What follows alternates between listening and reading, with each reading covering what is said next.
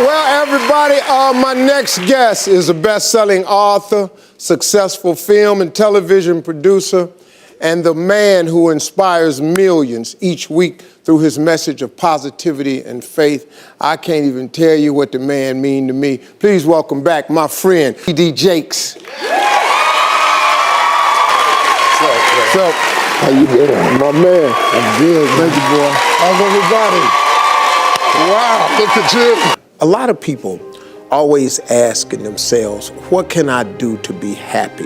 That's a big question for a lot of people. Now, you have a system of 5 steps. Yeah. I've written 5 simple steps that really helps no matter who you are, what walk of life you're in. Number 1, you have to own your own happiness. Take it away from other people demanding that they make you happy. Your kids are not going to make you happy. Your spouse is not going to make you happy. A big house is not going to make you happy. Own your own happiness and be responsible for doing those things that bring joy into your own heart, independently of life and people and money and all of that stuff. Right. It doesn't necessarily give you a happiness. You have to take responsibility of that peace and that joy that lives inside of your heart and not inside of your stuff. Wow. Am I right? Yeah. And the second thing that I think people need to do is challenge their own story, because people torment themselves by how they see their life. They've told themselves a story as if it were the truth when it is really a perspective truth. And sometimes you've narrated a story that you beat yourself to death with. Challenge your own story. Change the way you talk to yourself about who you are and what happened to you and what you're going to do in your life. You wrote the script. Change the story. Change the dialogue. You can, am I right? You know? Yeah. The third thing that I think is very important is to enjoy the journey, not the destination.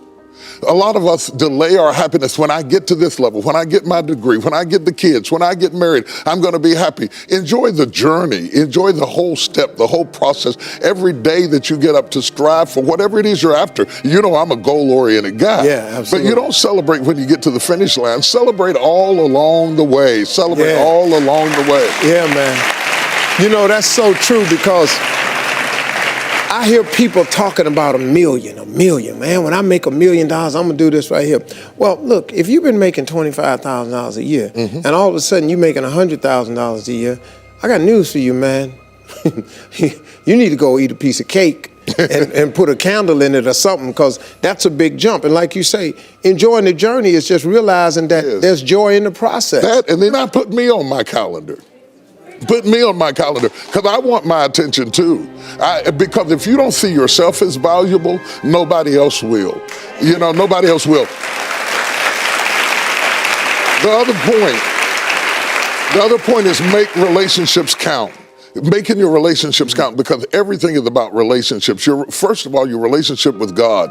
That's a very important thing to have, because as long as you know that there's somebody in charge, you don't have to bear the brunt of the responsibility and the weight of what's going on in your life. You can talk to the boss. Okay. Number 2, enjoy your relationship with yourself. If you don't like you, it makes it hard for me to like you. Because people, when you walk into their atmosphere, they draw you into the cosmos of their own drama. And if they're full of drama without you, when you come in, you become caught up in the cyclone of their drama. Enjoy your relationship with yourself. And then anybody else who comes in, they enter into a party you already started. You understand? And then the relationship with your kids, the relationship with your spouse, the relationship with your friends, taking time to enjoy the relationships, because there is no fruit. Nature teaches us that there is no fruit without relationships.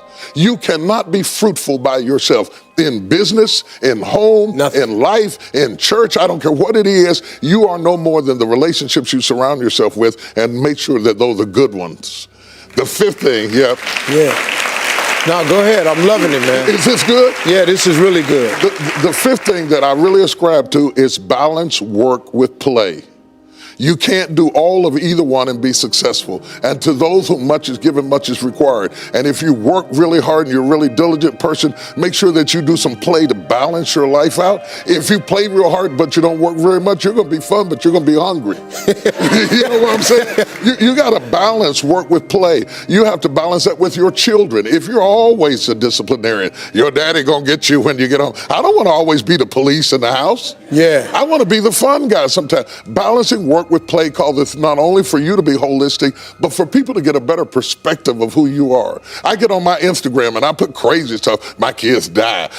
Just yesterday, I put me sweating in the gym saying they said it's going to be fun, but it hadn't gotten fun yet. You know, to let people know that everything is not serious every day. That's too much pressure. We've got way too much pressure on us to be the people we were created to be.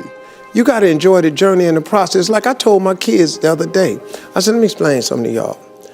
If something happened to me and mama, I want you all to understand, y'all going to be around the casket crying because I'm not leaving you everything. I'm just not.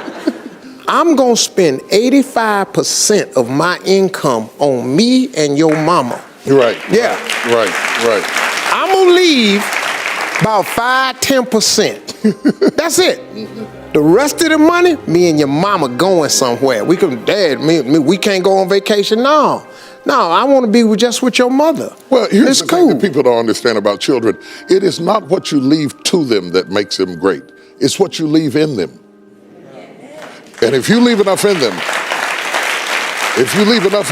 you don't have to worry about what you leave to them. If you leave more to them than you leave in them, they will run through everything you left to them. Yeah. But if you leave enough in them, you don't have to leave so much to them because they can go out there and make their own way in life. Cool. I'm glad you said that, because now they ain't getting nothing.